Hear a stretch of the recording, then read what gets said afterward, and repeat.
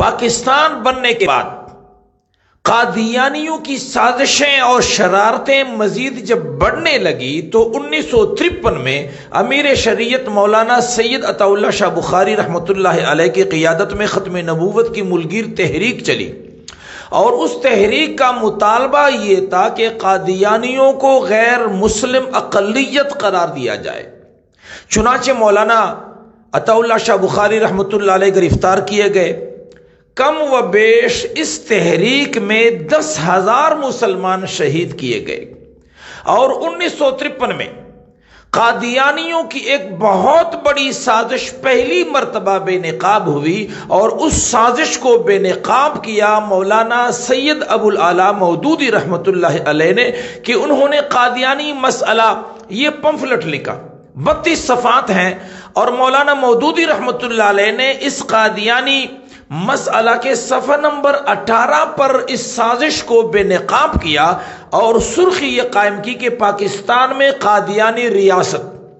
قادیانیوں کا یہ منصوبہ تھا کہ بلوچستان جو کہ رقبے کے لحاظ سے بڑا صوبہ ہے، آبادی کم ہے، قدرتی وسائل سے مالا مال ہے، جس طرح خلیج عرب میں اسرائیلی ریاست قائم ہے، اس طرح وسط ایشیا میں وہ لوگ ایک قادیانی اسٹیٹ بنانا چاہ رہے تھے۔ مولانا سید ابو الاعلیٰ مودودی رحمۃ اللہ علیہ نے 1953 میں قادیانیوں کی اس سازش کو بے نقاب کیا، اور یہ قادیانی مسئلہ پمفلٹ لکھ کر کے پورے دنیا کے مسلمانوں پر واضح کر دیا کہ قادیانیوں کی یہ سازش ہے، اور یہ منصوبہ ہے کہ وہ ریاست کے اندر ایک ریاست کا منصوبہ بنا رہے ہیں۔ مولانا مودودی رحمۃ اللہ علیہ اس پمفلٹ قادیانی مسئلہ کی پاداش میں گرفتار کیے گئے، اور آپ پر سزائے موت کا حکم کیا گیا، جس کی ایک الگ تفصیل ہے۔ چنانچہ اس چھوٹے سے رسالے سے پوری قادیانی قیادت بوکھلاہٹ کی شکار ہوئی، اور قادیانیوں نے اپنی یہ کتاب ہے میرے پاس، تاریخ احمدیت، اس کی جلد نمبر 16، اس میں قادیانیوں نے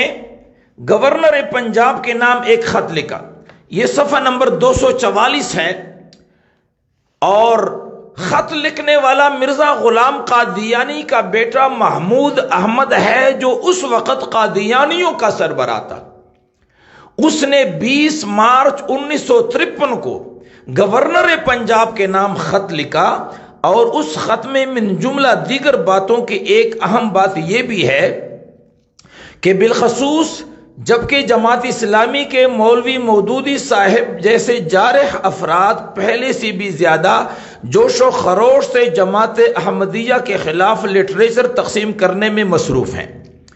یہ گورنر پنجاب کے نام مرزا غلام قادیانی کے بیٹے، جو اس وقت جماعت احمدیہ قادیانی جماعت کا سربراہ تھا، اس نے گورنر پنجاب کو مولانا مودودی کی شکایت کی، اور یہ خط اس کتاب میں درج ہے۔ اسی طریقے پر اسی کتاب کے اندر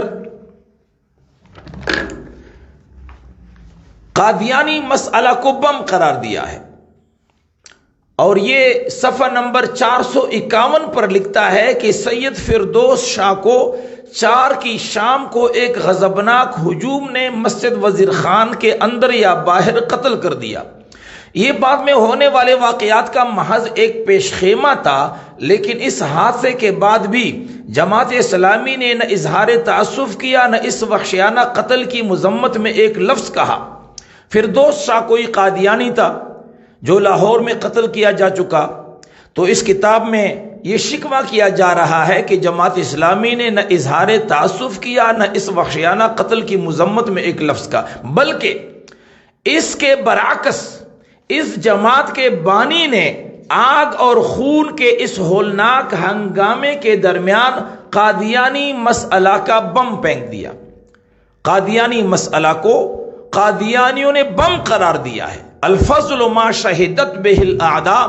فضیلت وہ ہوتی ہے کہ دشمن بھی جس کی گواہی دے۔ آج تو ہم ختم نبوت کے ٹھیکیدار بنے ہوئے ہیں، دیوبندی کہہ رہے ہیں جی ہم نے یہ قلعہ فتح کیا ہے، بریلوی حضرات کہتے ہیں کہ یہ قلعہ ہم نے سر کیا ہے، اہل حدیث کہتے ہیں کہ ہم اس میدان کے چیمپئن ہیں، جبکہ یہ امت کا ایک مشترکہ مشن ہے،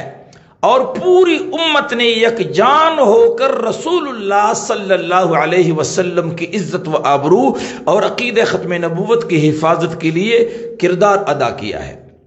اس میں کوئی ایک فرقہ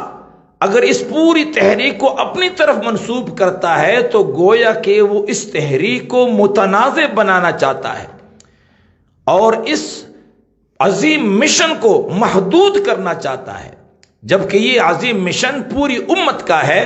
اس میں مولانا مودودی رحمۃ اللہ علیہ کا نمایاں کردار ہے، جس کی گواہی خود قادیانیوں نے دی ہے۔ اسی طریقے پر اسی کتاب کے صفحہ 391 پر صفحہ 391 میں یہ لکھتے ہیں کہ مولانا عطا اللہ شاہ بخاری، مولانا عبدالحامد بدایونی، مولانا احتشام الحق تانوی، مولانا مفتی محمد شفیع اور مولانا سید ابو الاعلی مودودی رحمۃ اللہ علیہم، یہ پانچوں حضرات خونی ملا ہیں۔ یہ میرے پاس تاریخ احمدیت جلد نمبر 16 اور صفحہ نمبر 391 پر انہوں نے یہ لکھا ہے۔ اس طریقے پر اسی کتاب کے صفحہ نمبر 366 پر صفحہ 366 پر یہ لکھتے ہیں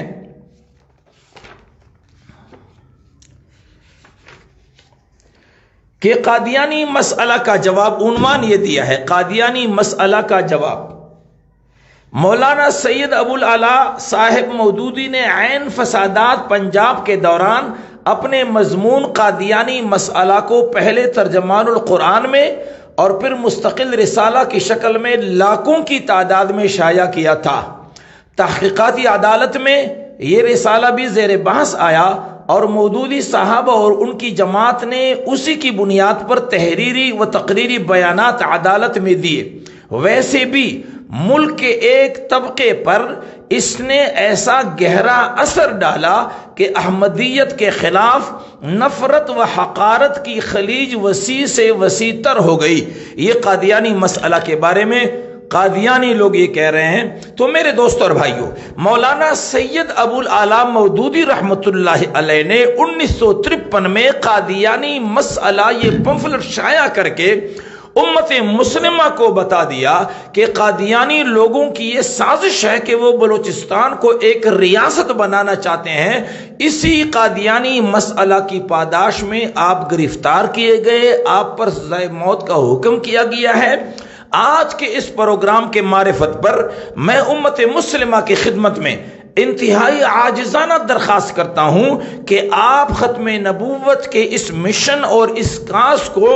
کسی مخصوص مسلک کے ساتھ جوڑنے کی کوشش نہ کریں، اس لیے کہ اس سے یہ مشن متنازع ہو جائے گا اور ایک محدود ہو جائے گا، جبکہ عقیدہ ختم نبوت یہ پوری امت کا ایک عظیم مشن ہے، پوری امت کے لیے یہ ایک اہمیت کا حامل ہے اور اس میں پوری امت نے کردار ادا کیا ہے۔ الحمدللہ اس میں مولانا شاہ احمد نورانی رحمۃ اللہ علیہ کا کردار ہے، ہم اس بات کا اعتراف کرتے ہیں۔ اس میں مولانا مفتی محمود رحمۃ اللہ علیہ کا کردار ہے، ہم اس بات کا اعتراف کرتے ہیں۔ اس میں جناب پروفیسر غفور احمد رحمۃ اللہ علیہ کا کردار ہے، ہم اس بات کا اعتراف کرتے ہیں۔ اس میں مولانا سید عطا اللہ شاہ بخاری رحمۃ اللہ علیہ، مولانا سید ابو الاعلی مودودی رحمۃ اللہ علیہ اور جتنے بھی اکابرین ملت ہیں ان کا کلیدی کردار ہے۔ مجھ اور آپ تمام مسلمانوں کو ان اکابرین کی خدمات کا اعتراف کرنا چاہیے اور امت کو یہ پیغام دینا چاہیے، قادیانیوں کو اور قادیانی نواز لابیوں کو واضح پیغام دینا چاہیے کہ عقیدہ ختم نبوت پوری امت کا ایک مشترکہ مسئلہ ہے، ایک مشترکہ مشن ہے اور یہ امت کا رگ حیات ہے۔ اس رگ حیات پر کسی قسم کا کوئی سمجھوتا ممکن نہیں ہے اور انشاءاللہ تعالی مرتے دم تک ہم اس پر کوئی سمجھوتا نہیں کریں گے۔